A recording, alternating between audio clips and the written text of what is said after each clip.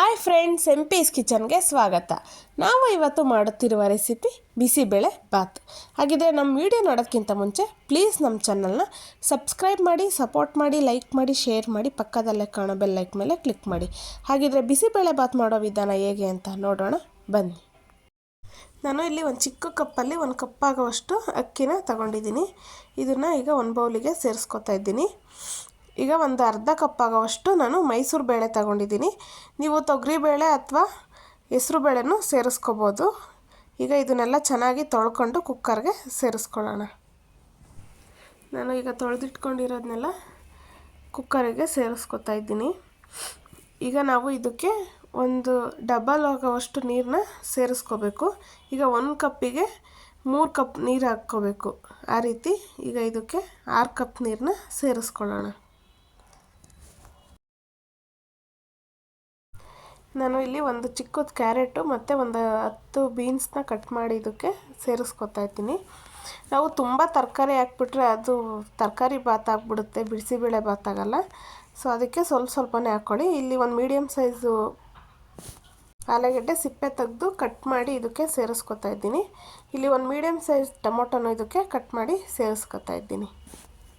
ಈಗ ರುಚಿಗೆ ತಕ್ಕಷ್ಟು ಉಪ್ಪು ಇದಕ್ಕೆ ಸೇರಿಸ್ಕೊತಾ ಇದ್ದೀನಿ.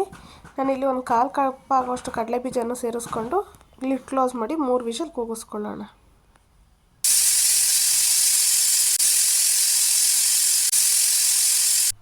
ಈಗ 3 ವಿಷಲ್ ಆಗಿದೆ, ಆವಿ ಎಲ್ಲ ಬಿಟ್ಟಿದೆ. ಈಗ ಇದನ್ನು ಓಪನ್ ಮಾಡ್ಕೊಳ್ಳೋಣ.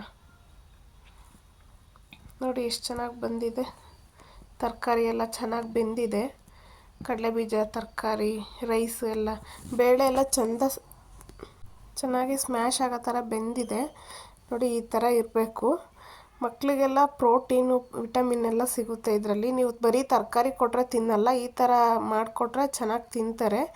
ಚೆನ್ನಾಗಿರುತ್ತೆ, ಟೇಸ್ಟ್ ಅಂತೂ ತುಂಬ ಚೆನ್ನಾಗಿ ಬರುತ್ತೆ. ಈ ರೀತಿ ಚೆನ್ನಾಗಿ ಎಲ್ಲ ಒಂದು ಸರ್ತಿ ಮಿಕ್ಸ್ ಮಾಡಿಕೊಂಡು ನಾವು ಈಗ ಇದಕ್ಕೆ ಒಂದು ಒಗ್ಗರಣೆನ ಮಾಡ್ಕೊಳ್ಳೋಣ. ಈಗ ಕಡಾಯಿ ಬಿಸಿಯಾಗಿದೆ, ಅದಕ್ಕೆ ಒಂದು 2 ಟೇಬಲ್ ಸ್ಪೂನ್ ಆಗೋಷ್ಟು ಆಯಿಲ್ನ ಸೇರಿಸ್ಕೊತಾ ಇದ್ದೀನಿ. ಈಗ ಆಯಿಲೆಲ್ಲ ಬಿಸಿ ಆಗಲಿ.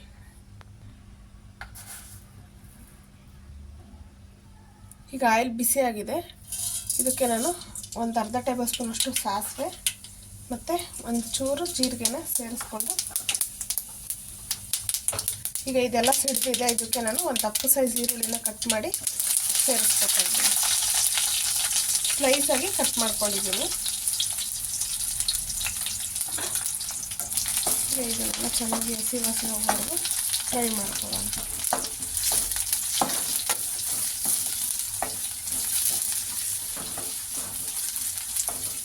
ಇದು ಒಂದು 30 ಸೆಕೆಂಡ್ಸು ಚೆನ್ನಾಗಿ ಫ್ರೈ ಆಗಲಿ.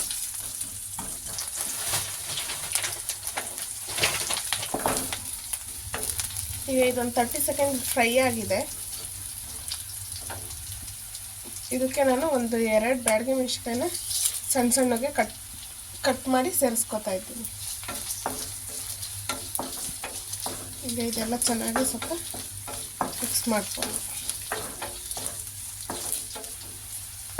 ಈಗ ಸ್ವಲ್ಪ ಮಿಕ್ಸ್ ಆಗಲಿ. ಅಷ್ಟರೊಳಗಡೆ ನಾವು ಒಂದು ನಿಂಬೆಹಣ್ಣು ಗಾತ್ರವಷ್ಟು, ಚಿಕ್ಕ ನಿಂಬೆಹಣ್ಣಿನ ಗಾತ್ರದಷ್ಟು ಹುಣಸೆಹಣ್ಣ ನೆನೆಸ್ಕೊಂಡು ಇದನ್ನು ನಾವು ಹುಳಿ ತಕ್ಕೊಳ್ಳೋಣ.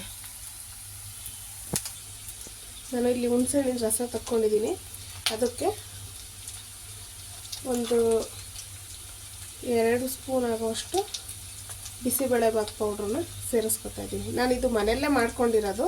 ನೀವೇನಾದರೂ ಪಾಕೆಟಲ್ಲೆಲ್ಲ ತಂದು ಹಾಕ್ತೀರ ಅನ್ನೋಂಗಿದ್ರೆ ಒಂದು 4 ಜನಕ್ಕೆ ಮಾಡ್ಕೊಳೋದಾದರೆ ಒಂದು ಪಾಕೆಟ್ ಫುಲ್ ಹಾಕಿ, ಇಲ್ಲ ಅಂದರೆ ಒಂದು ಇಬ್ಬರಿಗೆಲ್ಲ ಮಾಡೋದಾದರೆ ಒಂದು ಅರ್ಧ ಪಾಕೆಟ್ ಆದರೆ ಸಾಕಾಗುತ್ತೆ. ಈಗ ನಾನು ಹುಣಸೆಹಣ್ಣಿನ ರಸದಲ್ಲ ಇದನ್ನು ಚೆನ್ನಾಗಿ ಮಿಕ್ಸ್ ಮಾಡ್ಕೊತಾ ಇದ್ದೀನಿ ಗಂಟಿಲ್ಲದೆ.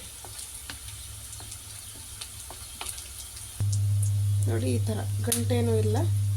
ಈ ರೀತಿ ಈಗ ಮಿಕ್ಸ್ ಮಾಡ್ಕೊಂಡಿರೋದನ್ನ ಈಗ ನಾವು ಒಗ್ಗರಣೆ ಹಾಕ್ಕೊಂಡಿದ್ದೀವಲ್ಲ, ಈಗ ಇದೆಲ್ಲ ಚೆನ್ನಾಗಿ ಒಗ್ಗರಣೆ ಎಲ್ಲ ಮಿಕ್ಸ್ ಬೆಂದಿದೆ. ಈರುಳ್ಳಿ ಎಲ್ಲ ಇದಕ್ಕೆ ಸೇರಿಸ್ಕೊತಾ ಇರ್ತೀವಿ.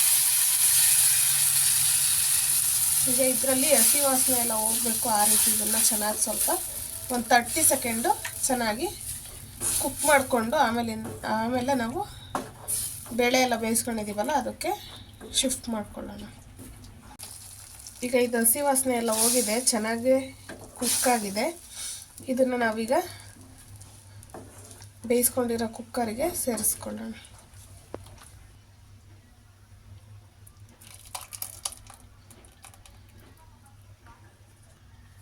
ಈಗ ಇದನ್ನೆಲ್ಲ ಚೆನ್ನಾಗಿ ಮಿಕ್ಸ್ ಮಾಡ್ಕೊಳ್ಳೋಣ. ನಾವು ಮುಂಚೆನೇ ಪೌಡ್ರ್ ಹಾಕಿದ್ರೆ ಅದ್ರ ಘಮ ಎಲ್ಲ ಹೊರಟೋಗ್ಬಿಡುತ್ತೆ. ನಾವು ಲಾಸ್ಟಲ್ಲಿ ಈ ಥರ ಒಗ್ಗರಣೆ ಹಾಕೋದ್ರಿಂದ ತುಂಬ ಚೆನ್ನಾಗಿರುತ್ತೆ ಟೇಸ್ಟು. ಅದ್ರ ಫ್ಲೇವರು ಅದೇ ಥರ ಇರುತ್ತೆ. ಈಗ ನೀವು ಒಂದು ಸರ್ತಿ ಉಪ್ಪು ಖಾರ ಎಲ್ಲ ಚೆಕ್ ಮಾಡಿಕೊಂಡು ಖಾರ ಏನಾದರೂ ಕಮ್ಮಿ ಇದ್ದರೆ ಈಗ ಖಾರದ ಪುಡಿನ ಸೇರಿಸ್ಕೋಬೋದು. ಇಲ್ಲಾಂದರೆ ನೀವು ಹಸಿಮೆಣ್ಸಿಕಾಯಿನೂ ಒಗ್ಗರಣೆಲಿ ಹಾಕ್ಕೋಬೋದು. ನಾನು ಒಣಮೆಣ್ಸಿಕಾಯಿ ಹಾಕ್ಕೊಂಡಿದ್ದೆ. ಈಗ ಏನಾದರೂ ಉಪ್ಪು ಖಾರ ಕಮ್ಮಿ ಇದ್ದರೆ ಸ್ವಲ್ಪ ಉಪ್ಪು ಇಲ್ಲ ಖಾರದ ಪುಡಿನ ಸೇರಿಸ್ಕೋಬೋದು. ಈ ಕನ್ಸಿಸ್ಟೆನ್ಸಿ ನೋಡಿ ಹಾಕ್ಕೊಳ್ಳಿ. ನಿಮಗೆ ಯಾವ ಥರ ಬೇಕು, ಇನ್ನೂ ತೆಳ್ಳಗೆ ಬೇಕು ಅಂದರೆ ತೆಳ್ಳಗೆ, ಇದಕ್ಕಿಂತ ಗಟ್ಟಿ ಆದರೆ ಚೆನ್ನಾಗಿರಲ್ಲ. ಈಗ ಇದನ್ನು ಒಂದು ಕುದಿ ಬರೋ ಥರ ಇದನ್ನು ಒಂದು 2 ನಿಮಿಷ ಕುದಿಸ್ಕೊಳ್ಳೋಣ. ಈಗ ಇದೆಲ್ಲ 2 ನಿಮಿಷ ಕುದ್ದು ಚೆನ್ನಾಗಿ ರೆಡಿಯಾಗಿದೆ. ಇದಕ್ಕೆ ಈಗ ಲಾಸ್ಟಲ್ಲಿ ಕೊತ್ತಂಬರಿ ಸೊಪ್ಪನ್ನ ಸೇರಿಸ್ಕೊತಾ ಇದ್ದೀನಿ. ನಾವು ಕೊತ್ತಂಬರಿ ಸೊಪ್ಪು ಲಾಸ್ಟಲ್ಲಿ ಹಾಕೋದ್ರಿಂದ ಫ್ಲೇವರ್ ತುಂಬ ಚೆನ್ನಾಗಿರುತ್ತೆ. ಈಗ ಇದನ್ನೆಲ್ಲ ಒಂದು ಸರ್ತಿ ನೀಟಾಗಿ ಮಿಕ್ಸ್ ಮಾಡ್ಕೊಳ್ಳೋಣ. ಎಲ್ಲದಕ್ಕೂ ಹೊಂದಬೇಕು ಕೊತ್ತಂಬರಿ ಸೊಪ್ಪು, ಆ ರೀತಿ ಮಿಕ್ಸ್ ಮಾಡ್ಕೊಳ್ಳೋಣ. ನೋಡಿ ಎಷ್ಟು ಚೆನ್ನಾಗಿ ಕಾಣಿಸ್ತಿದೆ ಅಂತ ಹೇಳ್ಬಿಟ್ಟು ಈಗ ಒಂದು ಪ್ಲೇಟಿಗೆ ಸರ್ವ್ ಮಾಡ್ಕೊಳ್ಳೋಣ. ನೋಡಿ ಎಷ್ಟು ಚೆನ್ನಾಗಿ ಬಂದಿದೆ ಅಂತ ಹೇಳ್ಬಿಟ್ಟು.